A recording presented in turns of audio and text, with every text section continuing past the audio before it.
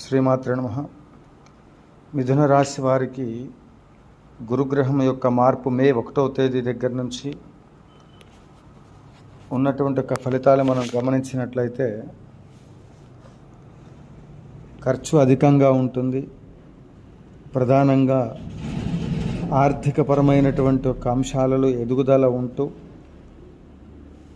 గతంలో ఉన్నటువంటి ఒక ఆర్థికపరమైనటువంటి ఒక అంశాల పట్ల కేంద్రీకృతం చేస్తూ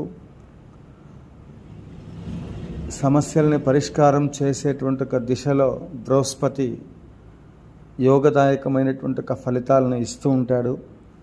ఖర్చు అధికంగా ఉంటుంది అంటే ఆదాయం కూడా ఖచ్చితంగా ఉంటుందని దీని అర్థం. భయపడవలసిన అవసరం లేదు. శుభ ఫలితాలు ఖచ్చితంగా వస్తాయి. ఇంకా మరిన్ని ఫలితాలను పొందటానికి ఆంజనేయ స్వామి వారిని, పంచముఖ ఆంజనేయ స్వామి వారిని